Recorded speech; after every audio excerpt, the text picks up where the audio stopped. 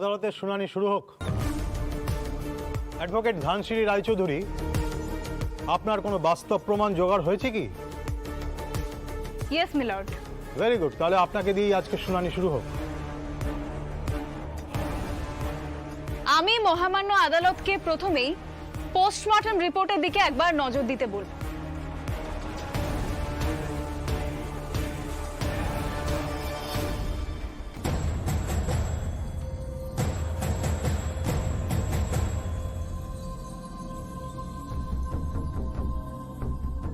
রিপোর্টে পরিষ্কার লেখা আছে ভিকটিমের হার্ট ফুটো করে গুলি চলেছে এবং সেই গুলি নিচের দিকে গিয়ে ডায়াফ্রাম ড্যামেজ করে দিয়েছে এবং তার সঙ্গে সঙ্গেই সজল বাবুর মৃত্যু হয়েছে।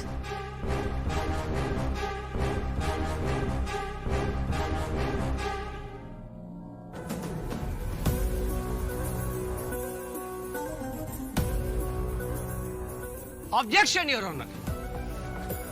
শুধু শুধু রিপোর্টের কথা বারবার বলে কি লাভটা হচ্ছে? লাভ হচ্ছে আশিস বাবু, লাভ হচ্ছে, কারণ ওই পোস্টমর্টম রিপোর্ট থেকে বোঝা যাবে যে লাবণ্য সান্যাল কখনোই সজল হালদারের খুনি হতে পারে না মিলর্ড।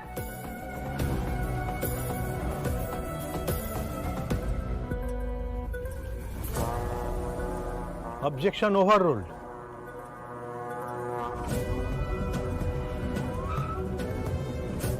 পোস্টমর্টেম রিপোর্টে এমন কি লেখা আছে অ্যাডভোকেট রায়চৌধুরী যাতে করে প্রমাণ হয় যে লাবণ্য সান্যাল নির্দোষ? মিলর্ড, আমি একজন সাক্ষীকে ডাকার অনুমতি চাইছি।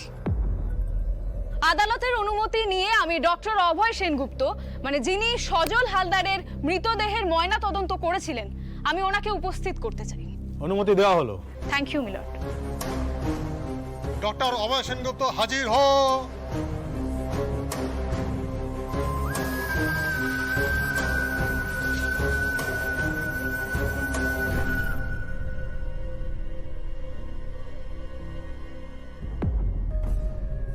কি ব্যাপার হচ্ছে বলো তো মীর? পোস্টমর্টম রিপোর্টে আবার নতুন করে কি তথ্য পাওয়া গেল? কোনো কারসাজি হয়েছে দাদা? বলুন, যাহা বলিব সত্য বলিব, সত্য বই মিথ্যা বলিব না। যাহা বলিব সত্য বলিব, সত্য বই মিথ্যা বলিব না।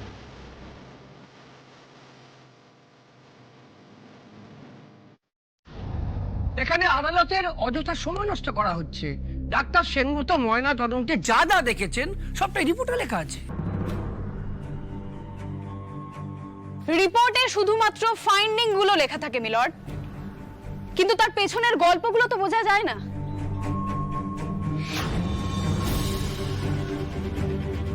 ডক্টর সেনগুপ্ত যা যা বুঝেছেন এক কথায় উনি রিপোর্টে লিখেছেন, শুধুমাত্র ফাইন্ডিং এ, কিন্তু তার পেছনের কারণগুলো তো আমরা কেউই জানি না, সেগুলো তো জানা দরকার মিলর্ড।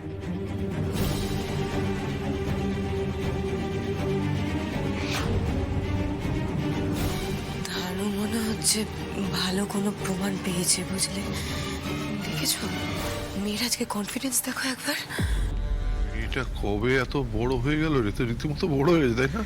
আমার তো বিশ্বাসই হতে চাইছে না। Order, order. Objection overruled. Ashis বাবু, আপনি আপনার জায়গায় গিয়ে বসুন। অ্যাডভোকেট রায়চৌধুরী, আপনি আপনার সাক্ষীকে প্রশ্ন করতে পারেন। Thank you milord.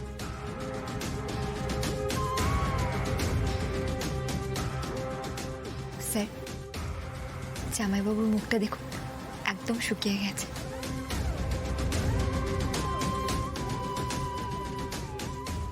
Doctor Sengupta, আপনি বলুন সজল হালদারের মৃত্যু কিসে হলো? ইয়োর অনার, ভিকটিমকে পয়েন্ট ব্ল্যাঙ্ক রেঞ্জে গুলি করা হয়েছে। ভিকটিমের হার্ট ফুটো করে গুলি একেবারে নিচের দিকে ট্রাভেল করেছে ইয়োর অনার, এবং ডায়াফ্রাম ভেদ করে গুলি বেরিয়ে গেছে। ভিকটিম ওয়াজ স্পট ডেড। ভিকটিমের কাঁধের কাছে প্রেসার দিয়ে ভিকটিমকে ড্র্যাগ করা হয়েছিল ইয়োর অনার।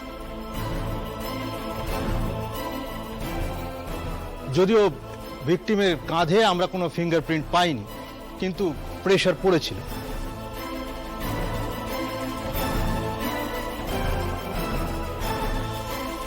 এ থেকে স্পষ্টতই বোঝা যায় যে আততায়ীর হাত কাভার ছিল।